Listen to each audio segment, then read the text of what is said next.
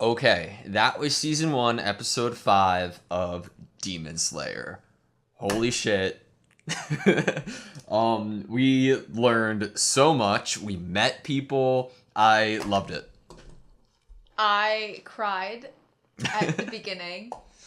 So obviously this episode meant a lot to me because I felt like I really got connected really quickly into like the first 5 minutes is when it started to get emotional and started to like really like hit at the heart of the whole show is like Tanjiro wanting to protect his sister who is now a demon and bring her back to being a human. And then we're presented with this big, bad, mutated demon who's killed so many people and eaten them, especially Sabito and Makomo. And you're faced with the fact that he was a human also before he was turned into a demon. And he forgot. Like, he forgot he had a brother. He forgot his humanity. And being shown that and, like, the range of emotions that he went through, it was almost like Tanjiro is bringing them relief, which kind of it makes the killing, of it. He said he didn't want to kill. He was like, he said something about not wanting to kill his older brother, and why did he do that? And then when Tanjiro reached out his hands and held his hand, and the demon's hand reacted to that, I was like, I'm done. Honestly. I'm done for. I cannot not cry. Wow. It makes it so much more fucked up that when you're infected and become a demon, you still are that person, but like your emotions are like blocked behind a wall almost, and you're doing these things that you don't want to do. The real you is like buried. Exactly. Almost.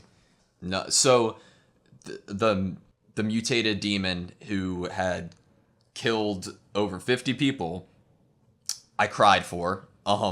And also, so after that scene when we saw Tanjiro trying to ask different demons if they knew a way to be reverted back, and none of them were talking. Is there maybe some correlation to how many humans a demon kills to like intelligence, to speech?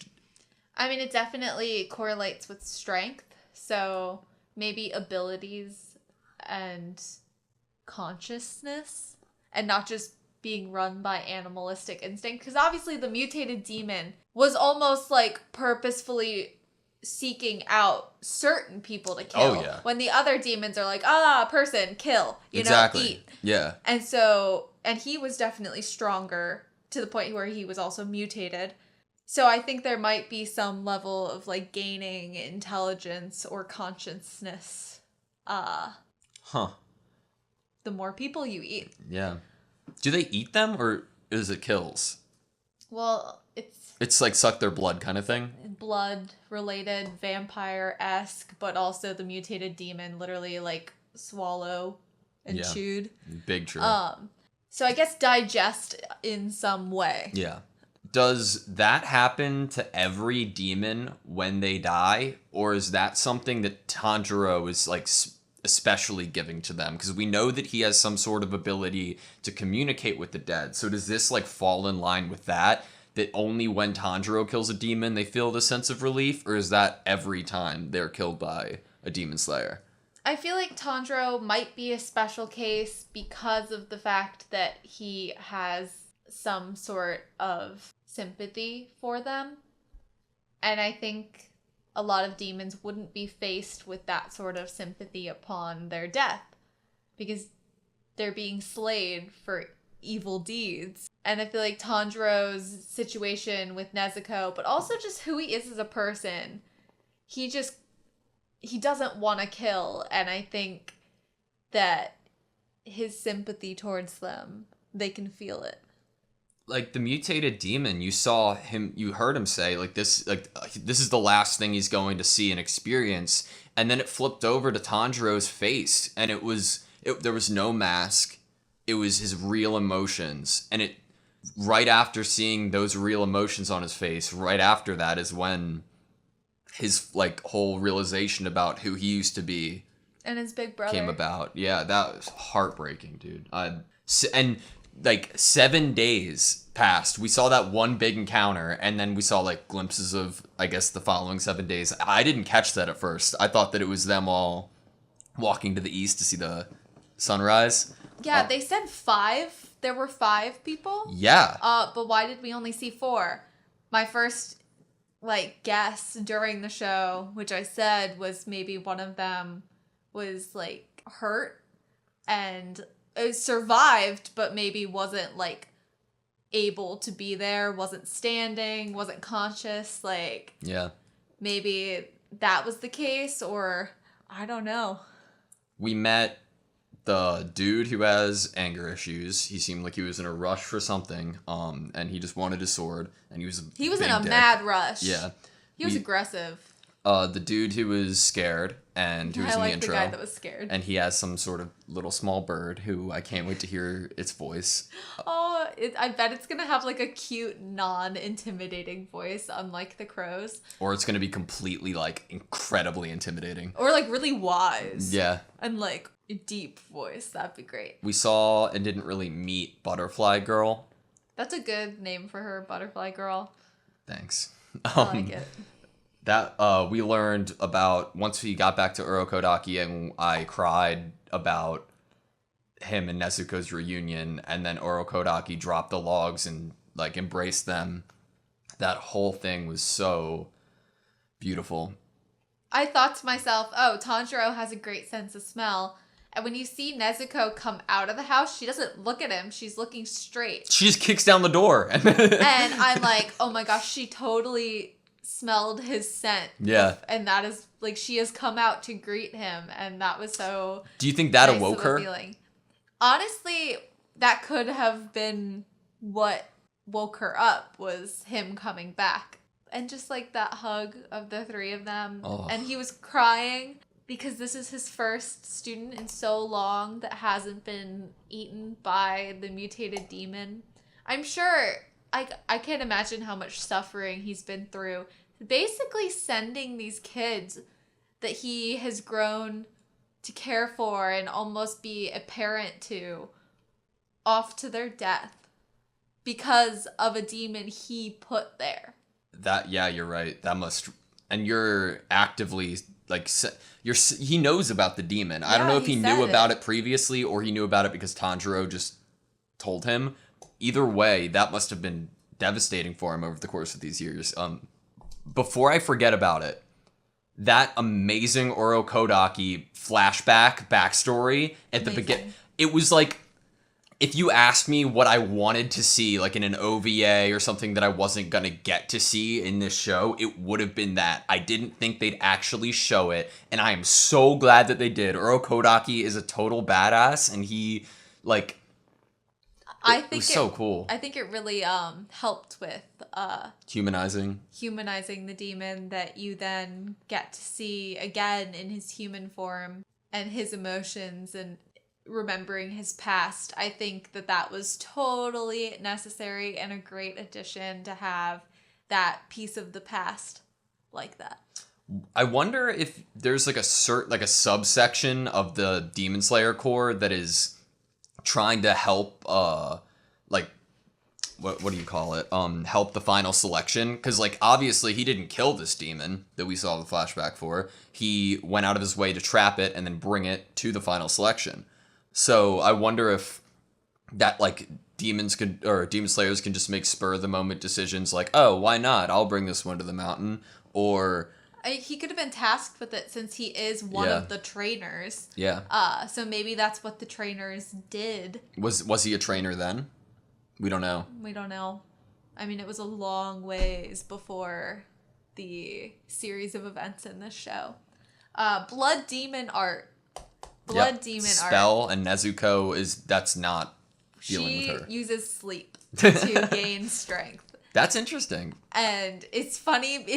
That's really funny because that is such a human thing. That's what we do, is we sleep and then we wake up rejuvenated from a hard day the day before. And so that's just very funny that even as a demon, she has something so human about her that is how she gains her strength. Yeah. How long do you think she's going to be hibernating? Do you think it's always... How long was she asleep for? Like a year and a half, 2 years?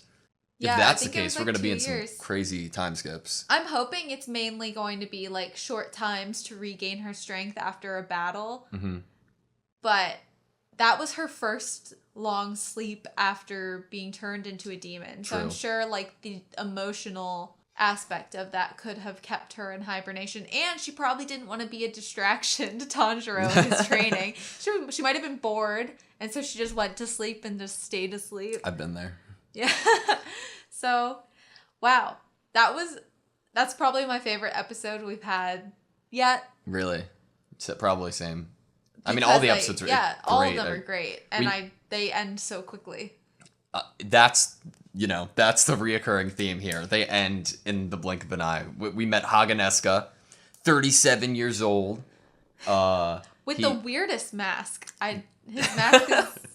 I'm not a huge fan of his mask. I like that, like, it's a designated character who is the, like, blacksmith or however you'd call person who makes the swords. And all of the swords are made on the mountain closest to the sun with scarlet ore and sand. Mm-hmm. They absorb light. Yeah. We thought the Tanjiro sword was going to be red. It's black. Thank God. Black looks so amazing. Cool. And it changes dependent on the holder. So it was going to change red in theory because his parents and his family worked in a fire industry, like coal, right? So I wonder, in one sense, why it turned black.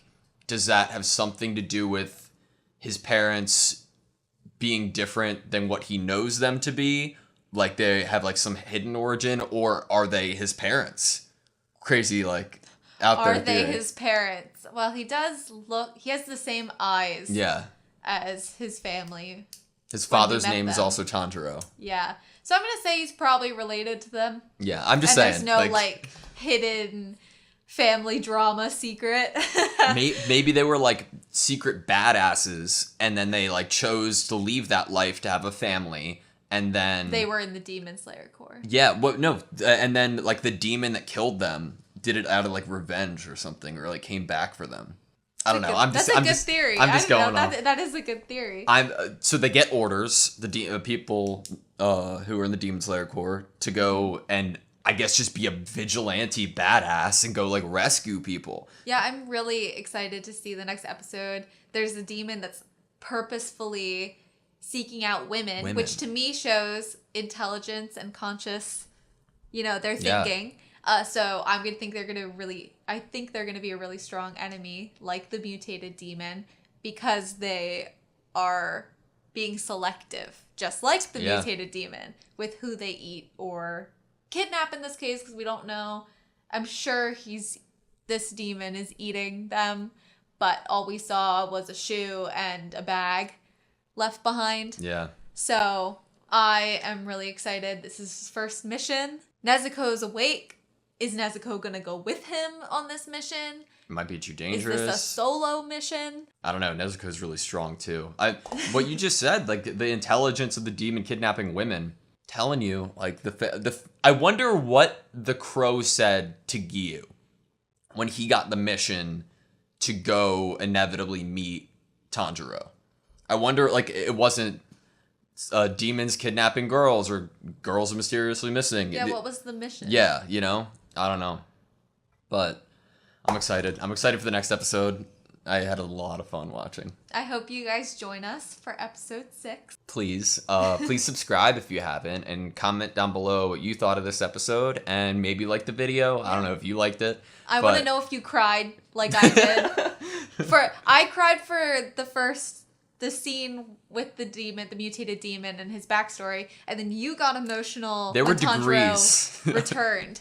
So let us know what got you, like, tugged at your heartstrings. Let us know. Awesome. Well, catch you guys next time. Thank you guys so much for watching, and yeah, see you then.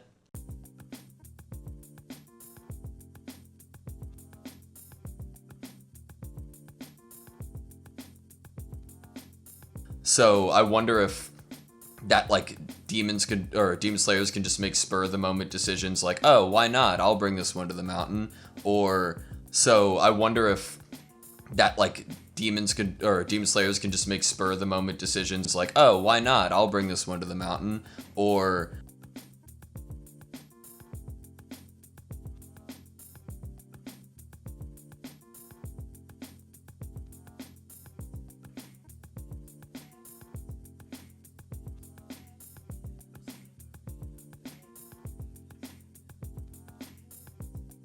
demon slayers can just make spur of the moment decisions.